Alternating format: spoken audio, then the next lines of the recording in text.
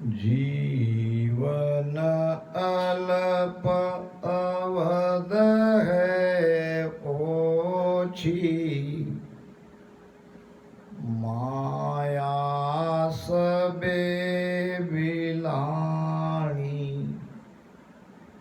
तीतर बाज काळ यूं दावे, आशा सकळ बिलानी। जीवन अल्प, हमारा जीवन छोटा सा है, अल्प है। अवध है ओछी, अवध नाम आयु। आयु भी हमें बहुत कम मिली है, छोटा सा हमारा जीवन है और हम है माया में फंसे। ये मेरा वो मेरा, मेरा मेरा करते करते एक दिन संसार से विदा हो जाना है, साथ कुछ आने वाला नहीं है। महापुरुष फरमाते हैं, कोड़ी कोड़ी माया जोड़ी, जोड़ भरे नर तेला हो, जोड़ भरे नर तेला।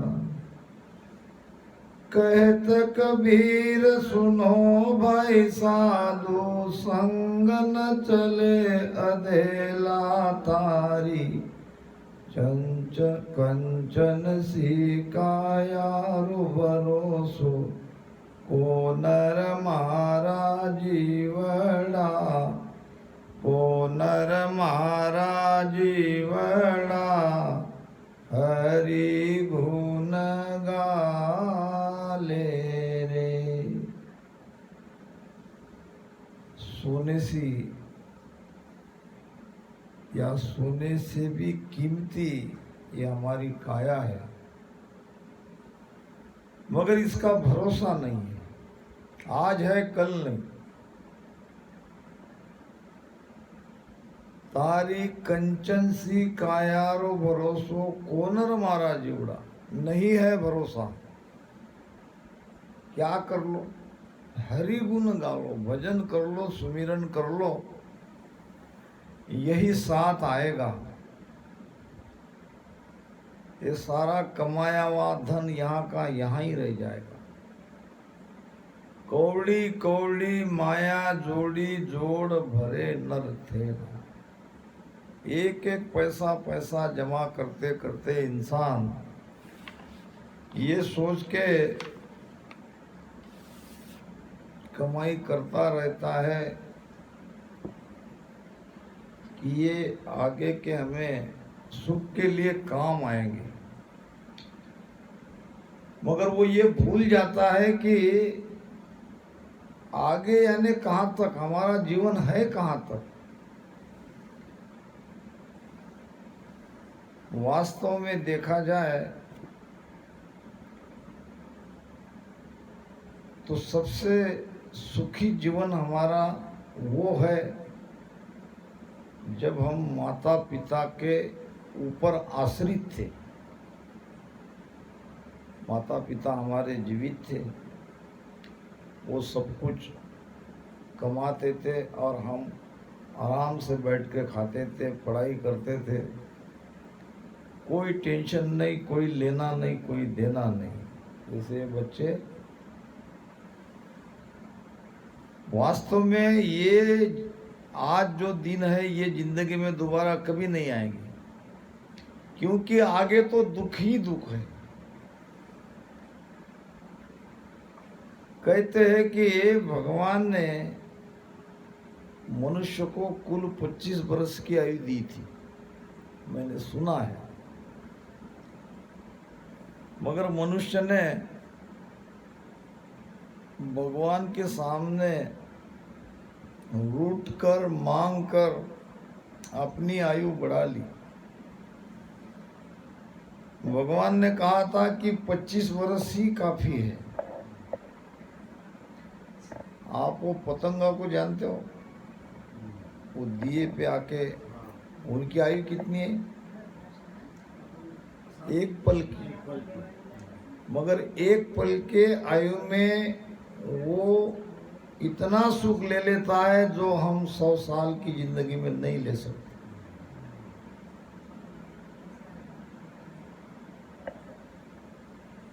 एक ही पल का जीवन है उनका, और दूसरे पल तो दिए में जल के खाक होना है।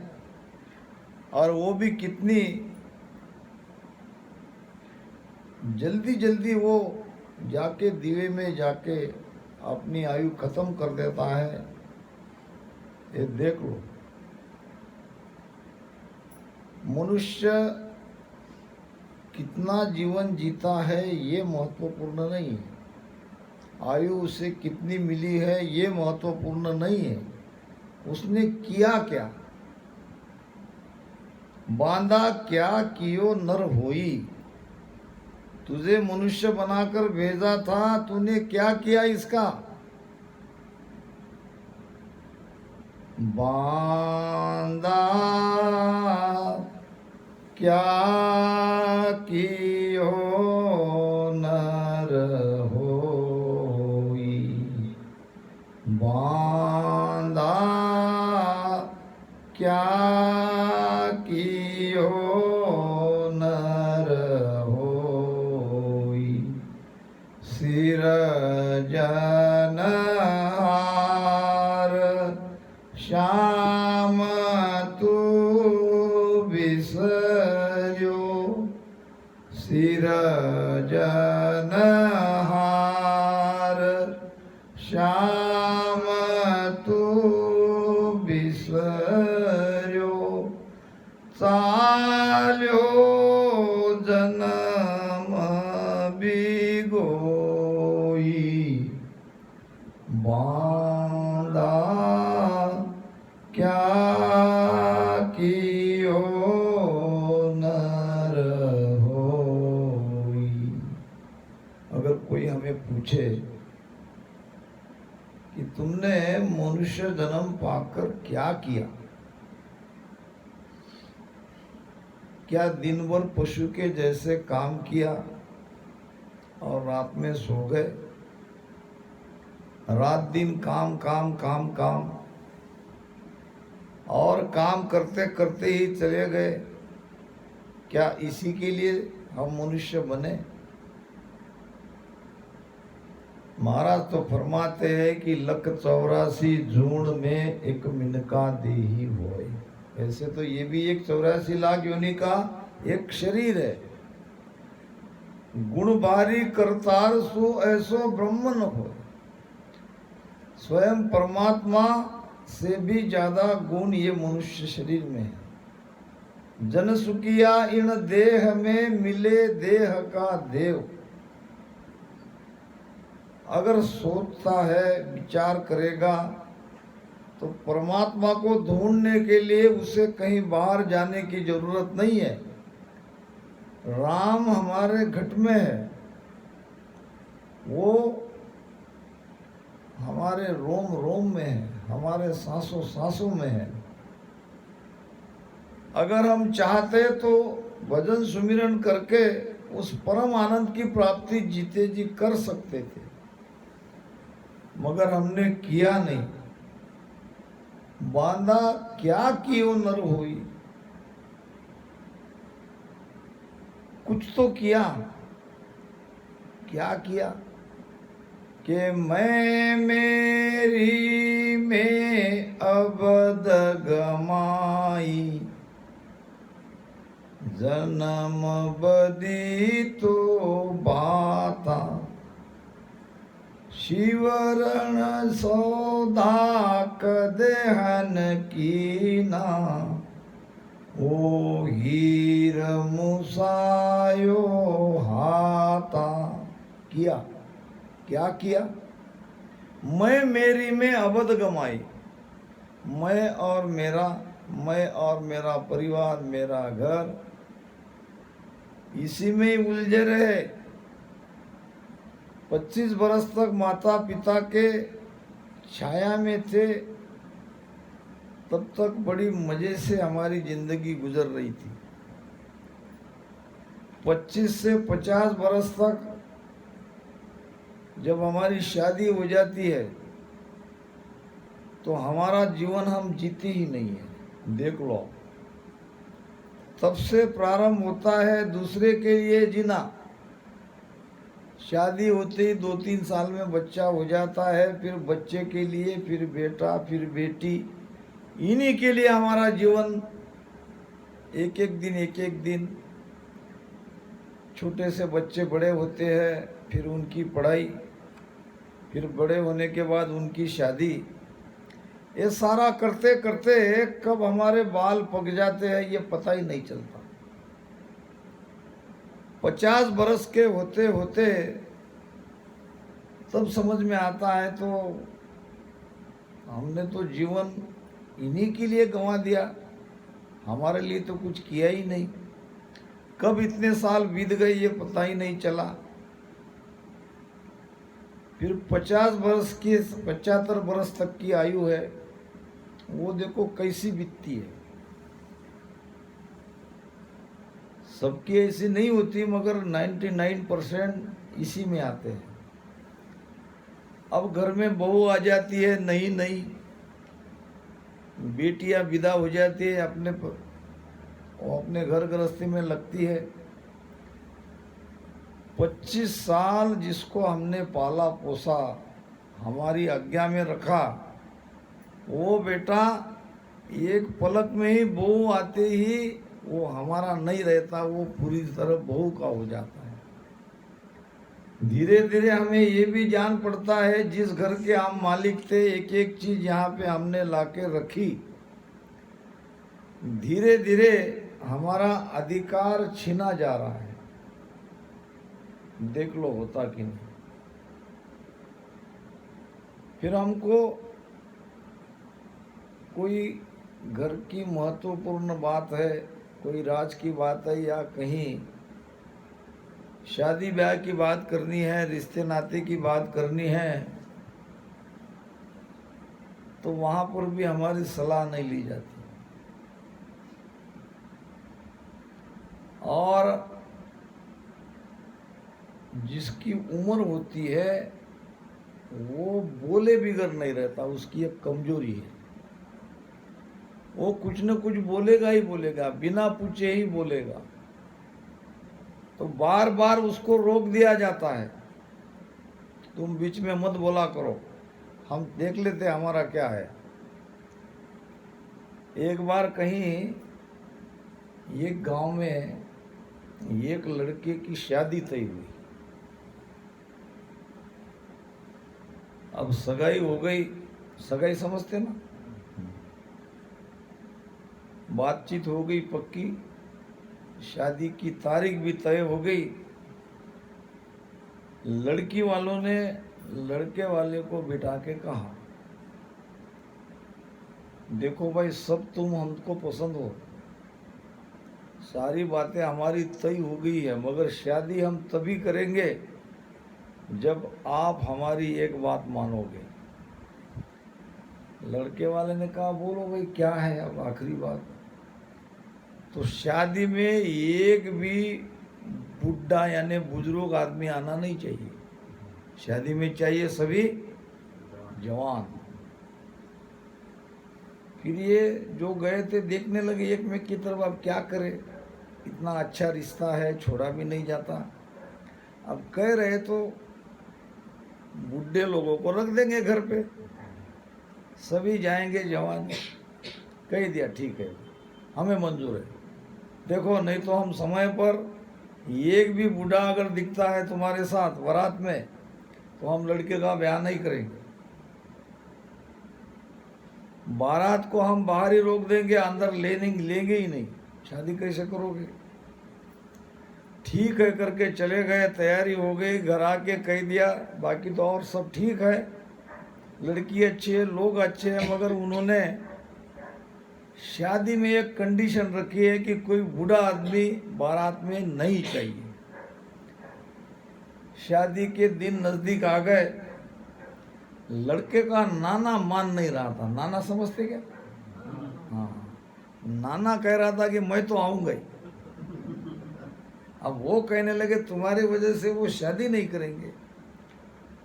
वो मुझे पता नहीं मगर मैं तो आऊंगा। फिर तय ये हुआ कि नाना को छुपा के ले जाया गया, किसी को दिखे नहीं। अब नदी के इस तट पर वो सब आके खड़े हो गए, उस तट पर वो आके खड़े हो गए।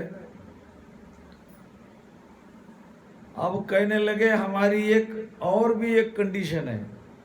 अरे भाई अभी क्या कंडीशन है? आपकी तो पहली सारी कंडीशन, सारी शर्तें हमने मान ली। नहीं, अभी हमारे कुछ मेहमान आए, उन्होंने एक नई बात बताई। ये जो नदी बह रही है इसको दूध की कर दो। क्या कहा? ये पानी के है तो इसको दूध की कर दो। अब दूध की कैसे करें?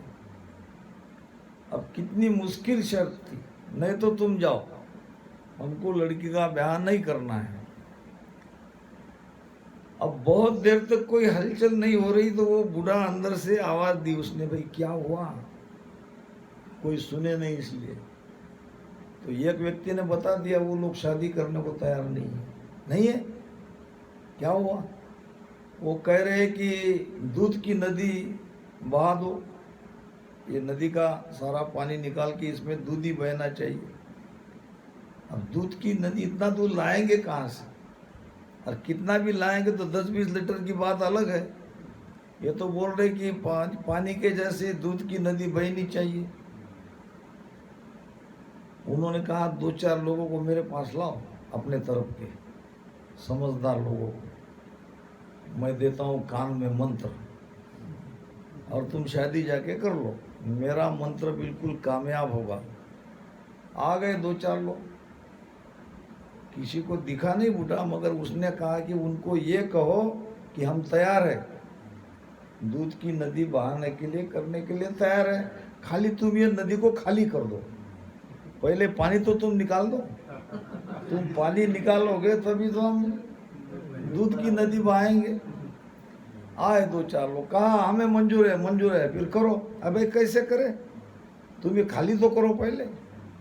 नदी तुम्हारी, गांव तुम्हारा, पानी तुम्हारा, ये पहले तुम्हारा पानी खाली कर लो और फिर हम जाके दूध की नदी बहा देंगे। लोगों ने कहा कोई न कोई बूढ़ा है।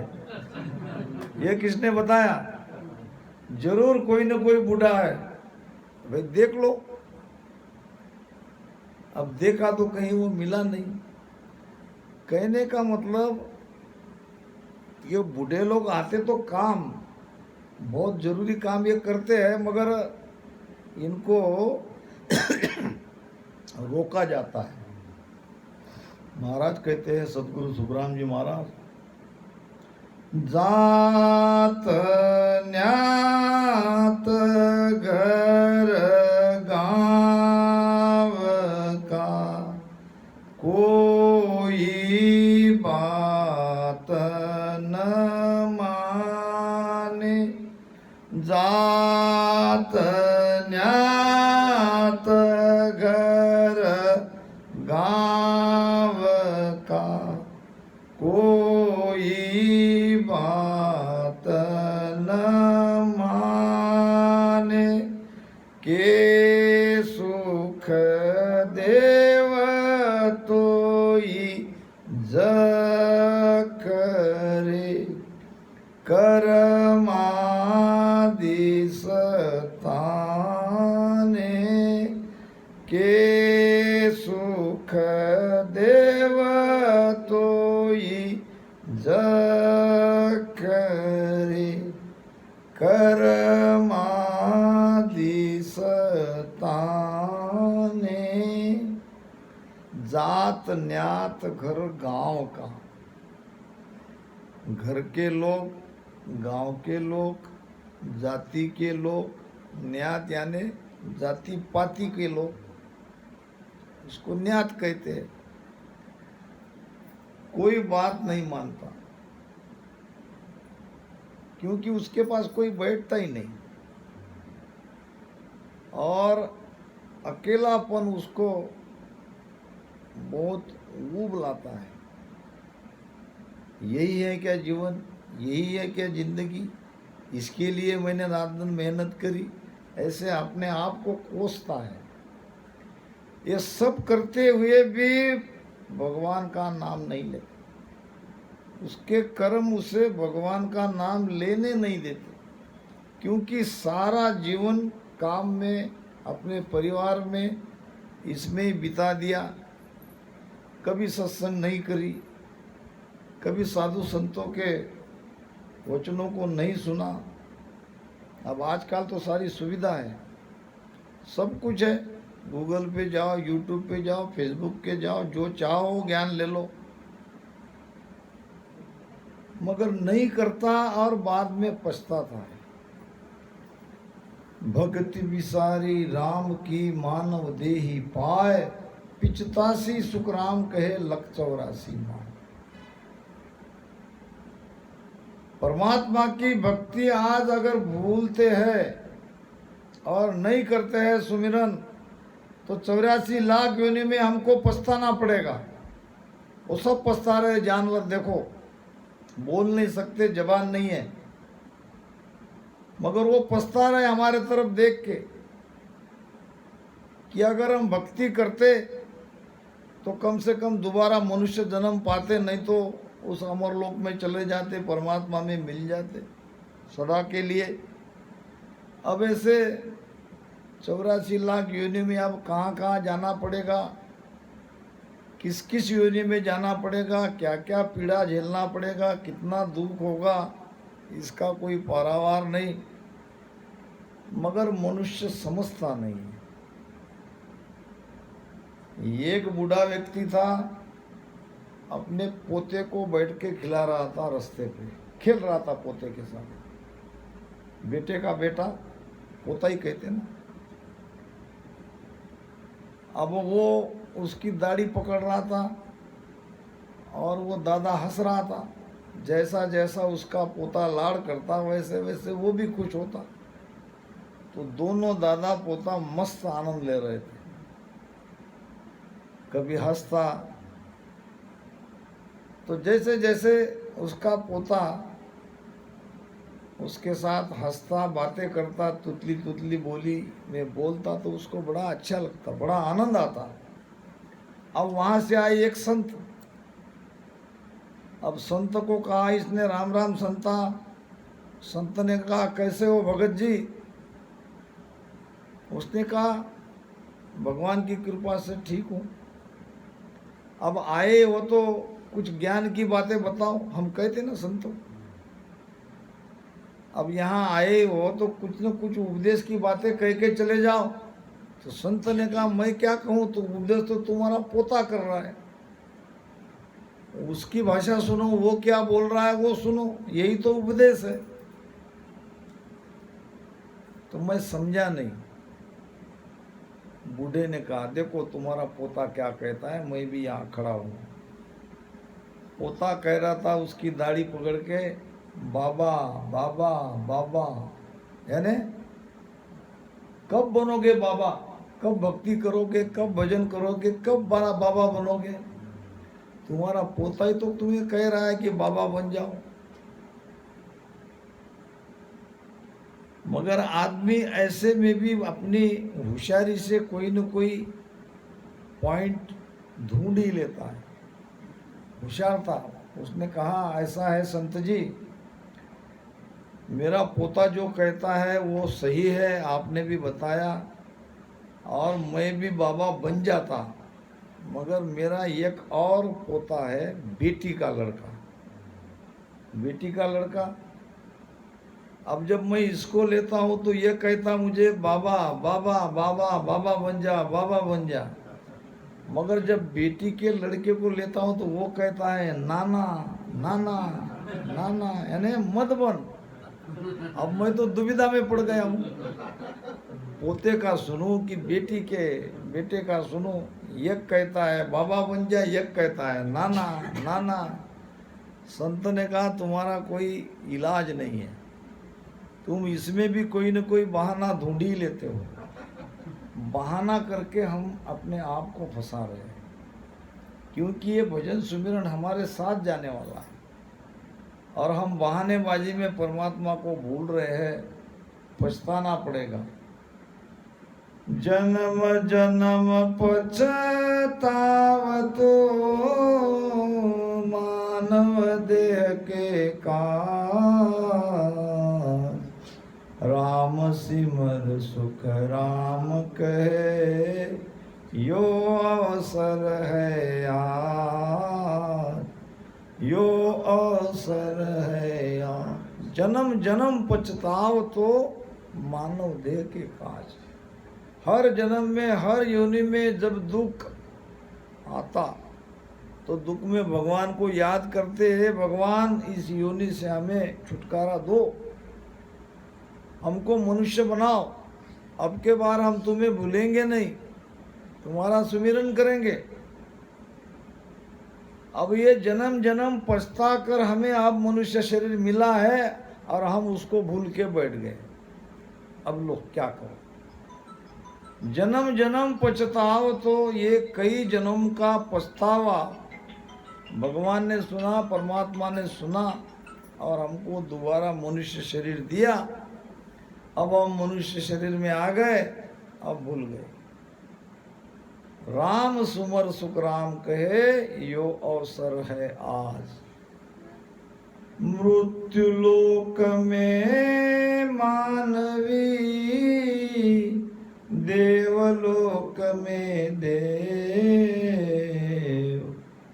सुखिया सब पिछतावसी, भूला हरि की सेव, बोला हरि की से। क्या हम ही पछता रहे? 84 लाख योनि के सभी पशु पक्षी जो भी है, कीड़े मकोड़े, क्या वही पछता रहे? ये मनुष्य शरीर के लिए नहीं, स्वर्ग के देवता भी पछता रहे। वो भी कह रहे, अहो प्रभु मानव तन दीजिए, भगवान को पुकार रहे, हे परमात्मा हमें मृत्यु लोक में मेलो और मनुष्य शरीर दो, क्योंकि यहाँ आके हम पछता रहे हैं। यहाँ का सुख कोई स्थायी सुख नहीं है। अहो प्रभु मानव तन दीजिए, भरत खंड के माई, करा केवल भक्ति और संत सेवा और करा कछु नहीं। अब की बार भेजो, सब देख लिया, स्वर्ग का भी सुख देख लिया, नरक तो दुखी दुख है, 84 लाख योनि में भी दुखी दुख है। तो अब हम व्रत करके, जप करके, तप करके, धर्म करके, यज्ञ करके ये स्वर्ग की प्राप्ति कर ली, मगर स्वर्ग के सुख को भी एक दिन हमको छोड़ना पड़ेगा, क्योंकि जितने हमारे पुण्य है उतना हमको वो सुख भुगताया जाता है। पुण्य समाप्त होते ही नरक में डाल दिया जाता है। शुभ कर्म करने से पाप कर्म नहीं कटते। ये जो राम नाम का सुमिरन है, ये सारे कर्मों को खाक कर देता है। कैसा? सोगी मेल द्रव्य युगाले, अंतर भजन कर्म सब जाले। सोगी समझते हो? सुहागी, सुहागी देखा नहीं? सुहागी करती क्या है? सुहागी किस काम में उपयोग में आती है? सोनार, सोनार के पास रहती है सुहागी। सोना को गलाना पड़ता है, उसकी खोट निकालनी पड़ती है, तो सुहागी डालती ही सोना तुरंत गल जाता है और उसमें जो कचरा है वो सारा साफ कर देता है, प्योर सोना बचता है। जैसे सुहागी सोने की खोट, सोने के भीतर का सारा कचरा निकाल देती है, इसी प्रकार अंतर भजन, भीतर का भजन, गहरी श्वासा भीतर जाने दो और उसको वापस आने दो, इसमें राम राम करो, ये भजन आपके सारे कर्म को जला देगा। कोई कर्म आपका बाकी नहीं रहेगा। आप जानते हो, कल भी मैंने कहा था, ये किए हुए कर्म हमको बार बार भुगतने के लिए जन्म लेना पड़ता है, मरना पड़ता है। जब हमारा कोई कर्म शेष नहीं रहेगा तो हमें जन्म लेना नहीं पड़ेगा। कोई कर्म बाकी नहीं है तो जन्म क्यों ले? कर्म के कारण, कर्म है 3 प्रकार के।